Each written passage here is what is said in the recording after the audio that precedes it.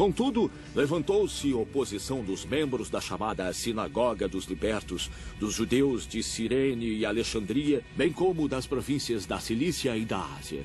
Esses homens começaram a discutir com Estevão, mas não podiam resistir à sabedoria e ao espírito com que ele falava. Então subornaram alguns homens para dizerem: ouvimos este Estevão falar palavras blasfemas contra Moisés e contra Deus.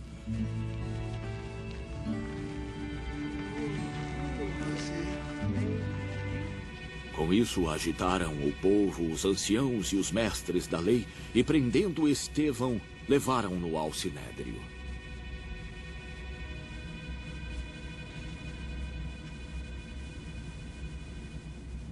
Ali apresentaram falsas testemunhas que diziam: este homem não para de falar contra este lugar santo e contra a lei. Pois o que ouvimos dizer, que esse Jesus, o Nazareno, destruirá este lugar e mudará os costumes que Moisés nos deixou.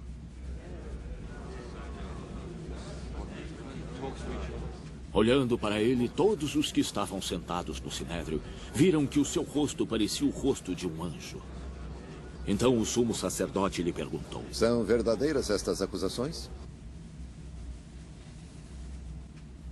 A isso ele respondeu: irmãos e pais, ouçam-me. O Deus glorioso apareceu a nosso pai Abraão, estando ele ainda na Mesopotâmia, antes de morar em Harã. Deixe a sua terra e seus parentes, Deus disse, e vá para a terra que eu lhe mostrarei. Assim ele saiu da terra dos caldeus e se estabeleceu em Harã. Depois da morte de seu pai, Deus o trouxe a esta terra, onde vocês agora vivem. Ele não lhe deu nenhuma herança aqui, nem mesmo o espaço de um pé. Mas Deus lhe prometeu que ele e seus descendentes possuiriam a terra. Embora naquele tempo Abraão não tivesse filhos, Deus lhe falou desta forma: seus descendentes serão peregrinos numa terra estrangeira e serão escravizados e maltratados por 400 anos. Mas eu punirei a nação a qual servirão como escravos, e depois sairão dali e me adorarão neste lugar. E deu a Abraão a aliança da circuncisão. Assim Abraão gerou Isaque e o circuncidou 8 dias depois do seu nascimento. Mais tarde, Isaque gerou Jacó, e este aos 12 patriarcas. Os patriarcas, tendo inveja de José, venderam-no como escravo para o Egito, mas Deus estava com ele e o libertou de todas as suas tribulações, dando a José favor e sabedoria diante do faraó, rei do Egito. Assim este o tornou governador do Egito e de todo o seu palácio. Depois sobreveio fome a todo o Egito e Canaã, trazendo consigo grande sofrimento. E nossos antepassados não encontravam alimento. Ouvindo que havia trigo no Egito, Jacó enviou nossos antepassados em sua primeira viagem. Na segunda viagem deles, José fez-se reconhecer por seus irmãos, e o faraó pôde conhecer a família de José. Depois disso, José mandou buscar seu pai Jacó e toda a sua família, num total de 75 pessoas. Então Jacó desceu ao Egito, onde faleceram ele e nossos antepassados. Seus corpos foram levados de volta a Siquém e colocados no túmulo que Abraão havia comprado ali dos filhos de Hamor por certa quantia. Ao se aproximar o tempo em que Deus cumpriria sua promessa a Abraão, aumentou grandemente o número do nosso povo no Egito. Então outro rei que nada sabia a respeito de José passou a governar o Egito. Ele agiu traiçoeiramente para com o nosso povo e oprimiu os nossos antepassados, obrigando-os a abandonar os seus recém-nascidos para que não sobrevivessem. Naquele tempo, nasceu Moisés, o qual era um menino extraordinário. Por 3 meses ele foi criado na casa de seu pai. Quando foi abandonado, a filha do faraó o tomou e o criou como seu próprio filho. Moisés foi educado em toda a sabedoria dos egípcios e era poderoso em palavras e obras. Ao completar 40 anos, Moisés decidiu visitar seus irmãos israelitas. Ao ver um deles sendo maltratado por um egípcio, saiu em defesa do oprimido e o vingou, matando o egípcio. Moisés pensava que seus irmãos compreenderiam que Deus o estava usando para salvá-los. Mas eles não o compreenderam. No dia seguinte, Moisés dirigiu-se a 2 israelitas que brigavam. Tentou reconciliá-los, dizendo: homens, vocês são irmãos, por que ferem um ao outro? Mas o homem que maltratava o outro empurrou Moisés e disse: quem o nomeou líder e juiz sobre nós? Quer matar-me, como matou o egípcio ontem? Ouvindo isso, Moisés fugiu para Midian, onde ficou morando como estrangeiro e teve 2 filhos.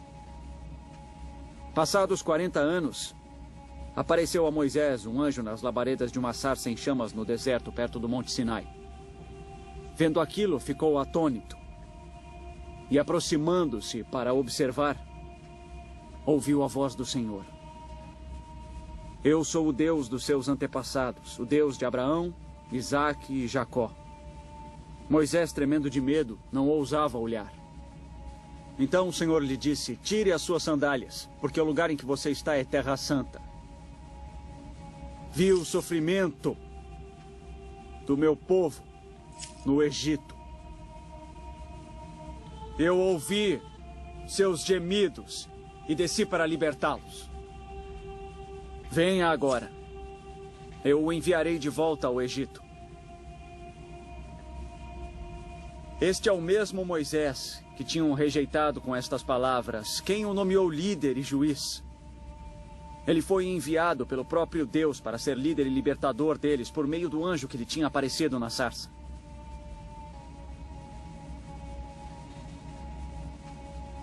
Ele os tirou de lá, fazendo maravilhas e sinais no Egito, no Mar Vermelho e no deserto durante 40 anos. Este é aquele Moisés que disse aos israelitas: Deus lhes levantará dentre seus irmãos um profeta como eu. Ele estava na congregação no deserto, com o anjo que lhe falava no Monte Sinai e com os nossos antepassados, e recebeu palavras vivas para transmiti-las a nós. Mas nossos antepassados se recusaram a obedecer. Pelo contrário, rejeitaram, e em seus corações voltaram para o Egito. Disseram a Arão: faça-nos deuses que vão adiante de nós. Quanto a esse Moisés que nos tirou do Egito, não sabemos o que lhe aconteceu. Naquela ocasião, fizeram um ídolo em forma de bezerro. Trouxeram-lhe sacrifícios e fizeram uma celebração em honra ao que suas mãos tinham feito. Mas Deus afastou-se deles e os entregou à adoração dos astros, conforme o que foi escrito no livro dos profetas. Ó Israel, acaso foi a mim que trouxeram sacrifícios e ofertas por 40 anos no deserto? Ao invés disso, levantaram um santuário de Moloque e a estrela do seu deus Renfá, ídolos que fizeram para adorar. Portanto, eu os enviarei para o exílio, para além da Babilônia. No deserto, os nossos antepassados tinham o tabernáculo do testemunho, que fora feito segundo a ordem de Deus a Moisés, de acordo com o modelo que ele tinha visto.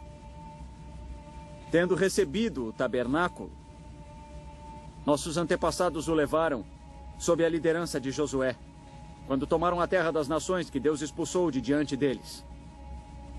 Esse tabernáculo permaneceu na terra até a época de Davi, que encontrou graça diante de Deus e pediu que ele lhe permitisse providenciar uma habitação para o Deus de Jacó. Mas foi Salomão quem lhe construiu a casa. Todavia, o Altíssimo não habita em casas feitas por homens. Como diz o profeta, o céu é o meu trono e a terra o estrado dos meus pés. Que espécie de casa vocês me edificarão? Diz o Senhor. Ou onde seria o meu lugar de descanso? Não foi a minha mão que fez todas estas coisas?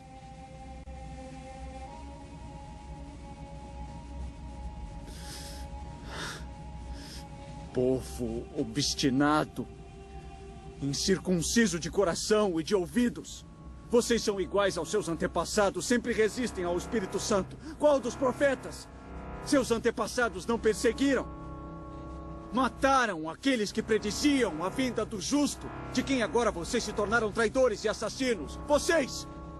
que receberam a lei por intermédio de anjos, mas não a obedeceram. Ouvindo isso, ficavam furiosos e rangiam os dentes contra ele.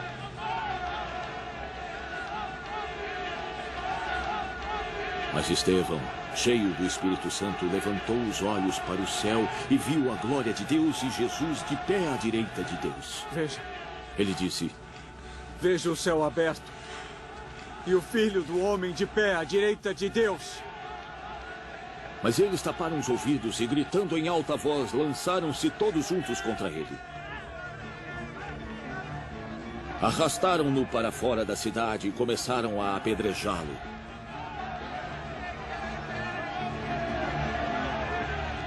As testemunhas deixaram seus mantos aos pés de um jovem chamado Saulo. Enquanto apedrejavam Estevão, este orava: Senhor Jesus, receba o meu espírito. Então caiu de joelhos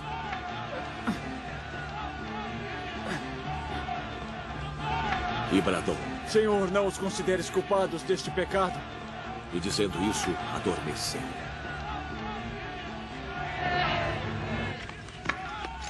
E Saulo estava ali, consentindo na morte de Estevão.